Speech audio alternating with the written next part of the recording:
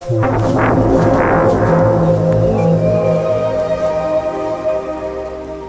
a truth most never dare say aloud. If someone isn't building something real, they're helping to tear something down. In this world of endless talk and elegant distractions, you must learn to guard your time like sacred incense. Because when you give chances to the wrong people, you aren't being kind, you're being devoured. Welcome to Inner Moonlight, where silence teaches and truth speaks softly. If this message is already stirring something inside you, gently press like and walk with us. Subscribe to the channel. Now breathe deeply and let us begin. Because this isn't just about business, it's about who you're becoming. We must begin with a quiet discernment. Not everyone in your life deserves a second of your time. That might sound cold, but it's one of the warmest truths you'll ever carry. You see, some people are not just unhelpful. They are distractions wrapped in friendliness. They don't build anything. They don't contribute to anything. They're just spinning in circles of endless motion, and they'll gladly drag you into the same spiral. In Buddhist psychology, there's the concept of right livelihood.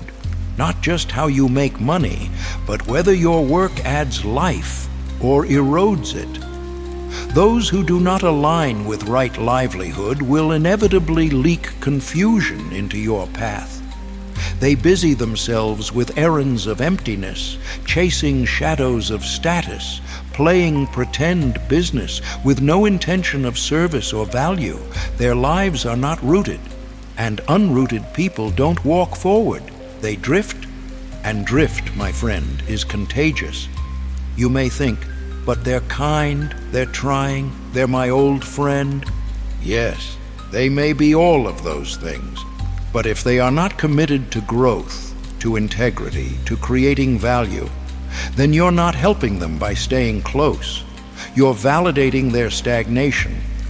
Imagine waking up each morning with clarity, to earn, to serve, to build, to rise.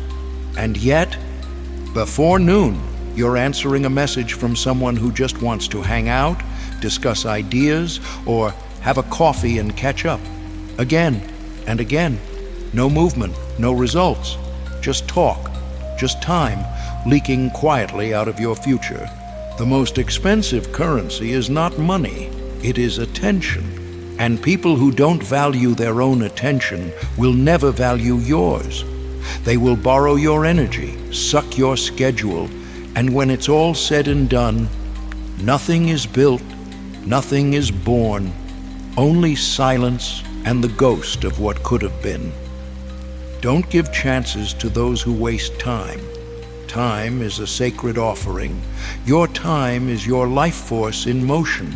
To give it away lightly is to offer incense to a God that doesn't listen. Let's be even more honest. Some of these people may look successful.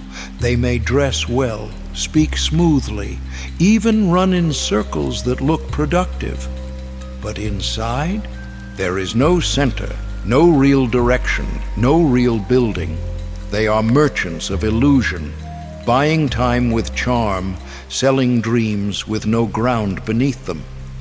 You must learn to ask, without fear and without flattery, what is this person truly building? Not just what they talk about, what they do, what they move, what they finish. And if the answer is unclear or full of later, someday, we'll see, then your path is already veering off center. The Buddhist path teaches us compassion, yes, but not confusion.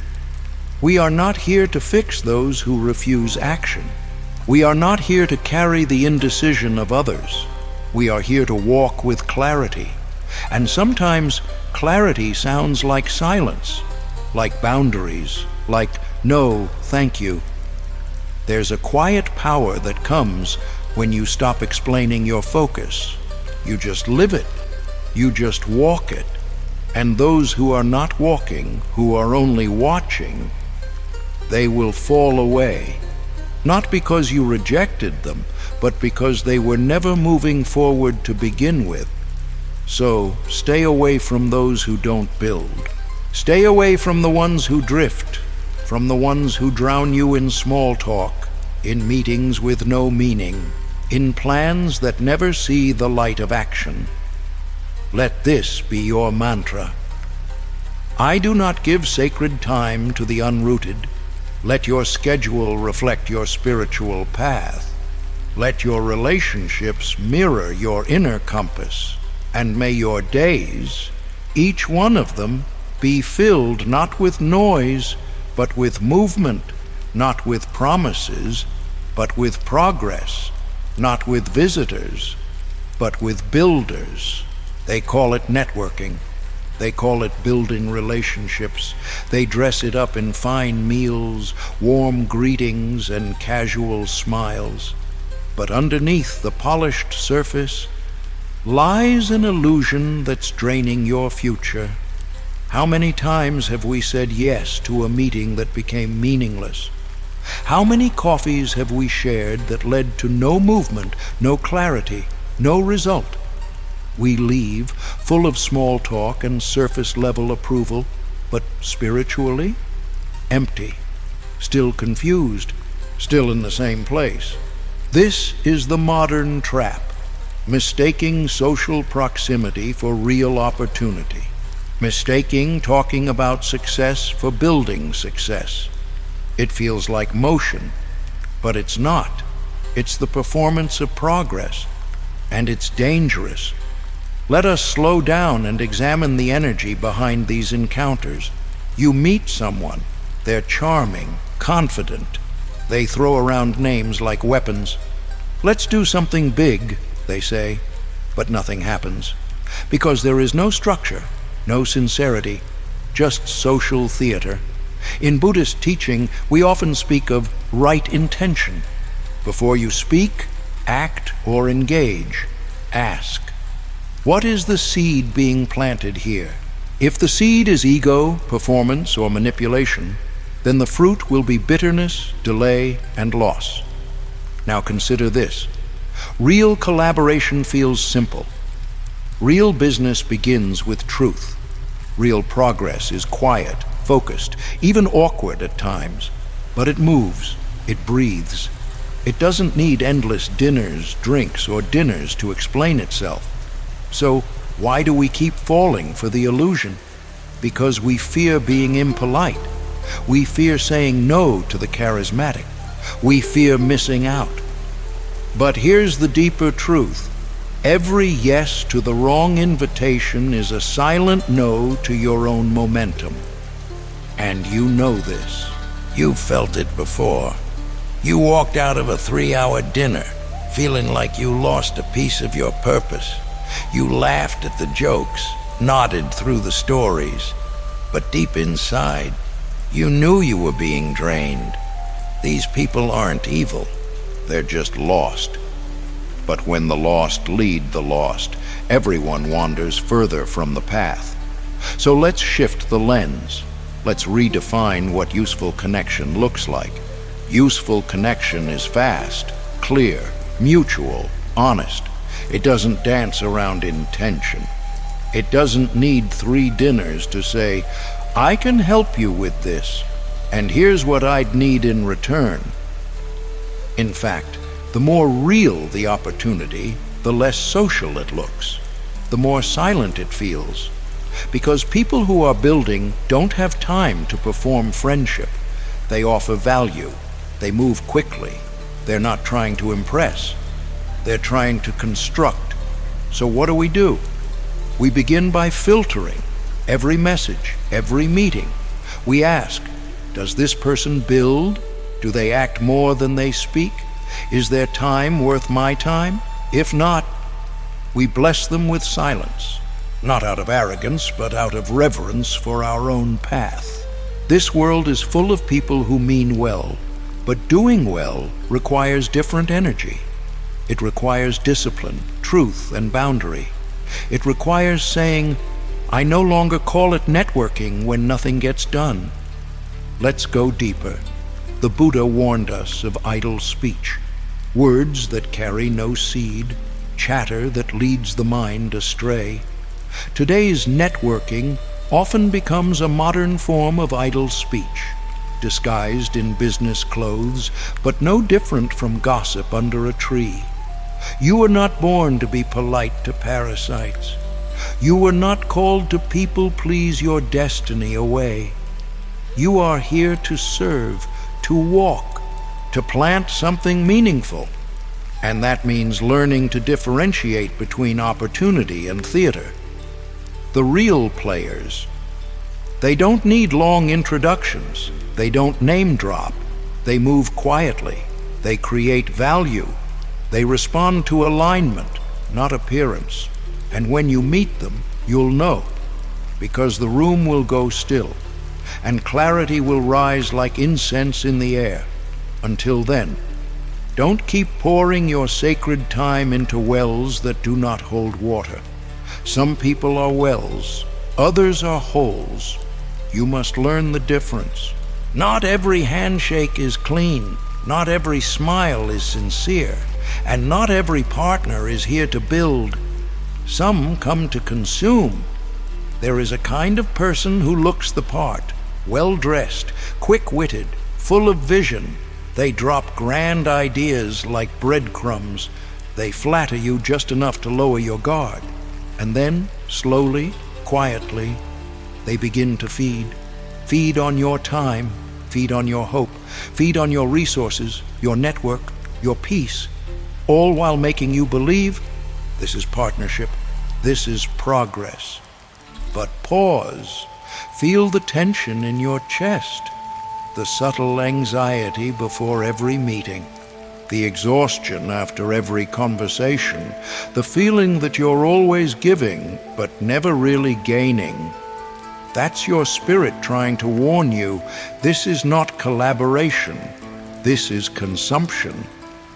These people are what we call parasites in suits, not in the biological sense, but in the spiritual. They don't come with knives, they come with contracts, stories, and dreams, but their true agenda is survival. They don't build, they attach. Let's get brutally honest. A parasite does not thrive on effort. It thrives on someone else's effort. And in today's economy, these people know how to speak the language of success while secretly draining the ones who are actually doing the work. They talk about big plans, but when it's time to execute, they vanish. Or worse, they push the weight of responsibility onto you. You invest, they hesitate, you risk, they retreat, you move forward, they delay, debate, and derail. You think it's miscommunication. It's not. It's a pattern. In Taoist wisdom, we learn that parasites often mimic the host. They mimic ambition, they mimic kindness, they mimic contribution, but only enough to remain undetected. So, how do you spot one? Simple. They talk more than they deliver. They appear in every opportunity but vanish in every responsibility. They'll say things like, "We're in this together," but when things go wrong, you're on your own. And here's the cruel truth. Sometimes these people were never malicious, just weak, insecure, desperate for relevance, unwilling to walk the path alone, so they latch onto those who can. They may even believe their own lies. They're not always evil, but they are always dangerous, because weakness in partnership is a silent poison. It will rob you of momentum, and momentum is the soul of all success. So what do? We stop expecting sincerity from everyone who smiles. We stop mistaking loud passion for deep commitment. We stop letting charm replace consistency. Instead, we measure people by what they do when no one's clapping, by what they carry when the room gets heavy. Ask yourself, would I trust this person if I had nothing to gain? If the answer is no, then even when you're rich in resources, stay poor in access. You must protect your energy. You must guard your gate, because parasites don't ask for permission. They enter through friendliness and stay through guilt. Let's make this practical. Start filtering your circle with a simple rule: action before access. If someone wants your time, let them first show you their track record, not just their words, but their wounds, the price they've paid for what they claim to know. Because you deserve partners, not performers. You deserve builders, not believers in their own hype. You deserve people who walk beside you, not sit on your shoulders while calling it teamwork. In the end, parasites can't exist without a host. So the real power is in choosing not to be one and not to feed one. Walk away with this truth etched into your bones. The people who drain you are not your tribe, they are your test. And now that you know, you will pass it.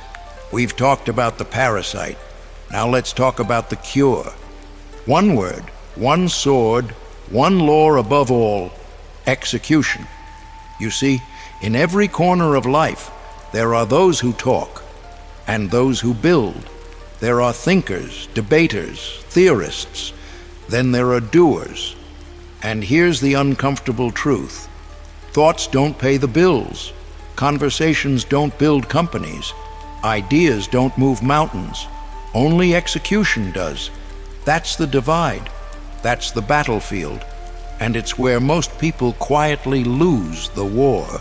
Because let's be real, everyone's got a plan, a strategy, a dream, a friend who knows a guy who knows a shortcut, but 99% of them never move. They're trapped in what we call false progress. It looks like effort, feels like effort, but it's just talk. Let's brainstorm. Let's meet again. Let's discuss the next steps. And nothing happens. They confuse motion with momentum. They mistake energy for results. They live in the illusion of movement, but never touch the soil of real work. The world is full of those who start, very few who finish, even fewer who start again after the first failure breaks them.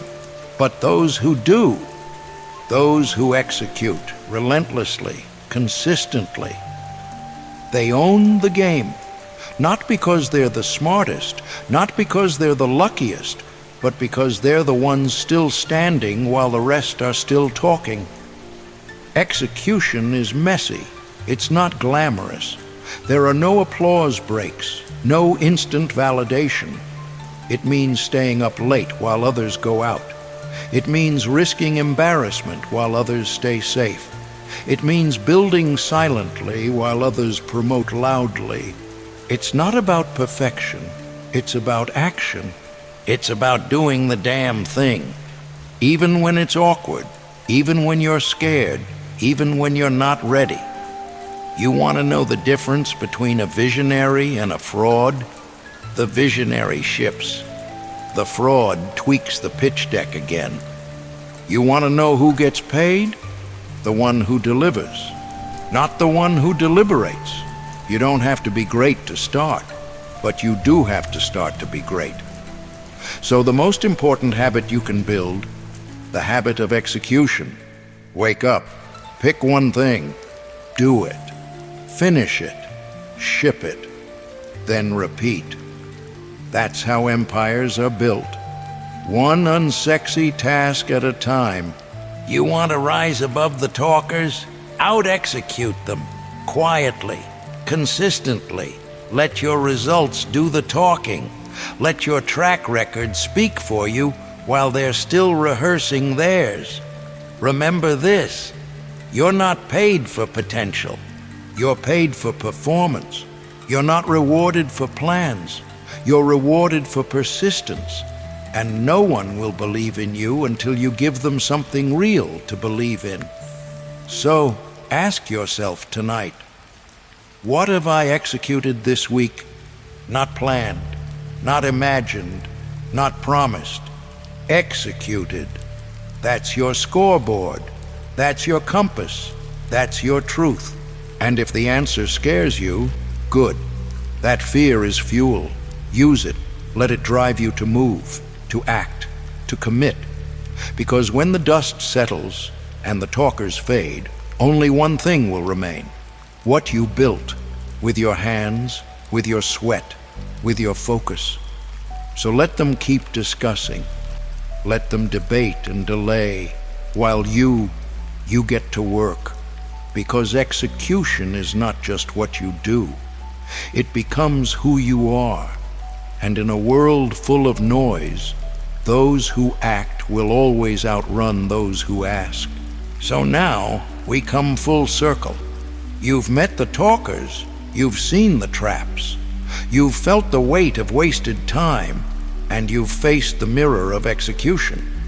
But before we part, there's one final warning and one final path. It's this: the people you surround yourself with are either sharpening your blade or rusting your soul. And here's the dark truth nobody tells you. You don't just lose time when you sit with fools. You lose direction. You lose courage. You lose fire. You lose parts of yourself you might never get back. It doesn't happen in an explosion. It happens in slow decay. A few dinners here, a few drinks there, another coffee meeting with potential, another brainstorm that turns into small talk. Before you know it, your calendar is full, but your soul is empty. Your bank account is low, but your mind is busy. Your dream is blurry, but your schedule is packed. That's how the trap works. And so I'll say it clearly, once more. Don't give your time to people who don't make money and don't make moves. Because you don't just become what you eat, you become who you meet. Surround yourself with builders, people who finish, people who follow through, people who talk less but always show up. They don't need to say they're grinding. You can see it in their results. You can feel it in their presence. They are the quiet, dangerous kind, the ones who move like shadows and strike like thunder. Those are your tribe. Those are your mirrors. Those are the ones who will drag you higher when you forget who you are. And if you don't have those people yet, be that person first. Be the executor, the mover, the one who gets it done while the room still debates. Because here's the great paradox of success. You don't rise when the world believes in you. You rise when you become undeniable. When your results whisper louder than their doubts. When your proof shouts louder than their praise. So walk the path with conviction. Cut the noise. Cut the dead weight. Cut the false friends. Cut the small talk. You were not born to orbit the mediocre. You were born to build, to rise, to execute, to leave a mark so deep they'll have to dig through silence just to find your footsteps. And when the world looks back trying to understand how you did it, they won't see the noise, the talk, or the endless meetings. They'll only see the work, the legacy, the fire that never asked for permission. So here's your final reminder. In a world drunk on talking, be the one who builds, while others chase hype, chase execution. Don't give time to the ones who don't produce. Don't confuse noise for direction, and never ever apologize for outgrowing conversations that go nowhere. You were made for more, and the more you move, the more the right people will find you. Let them talk. Let them wait. While you go build the world they'll one day ask to visit.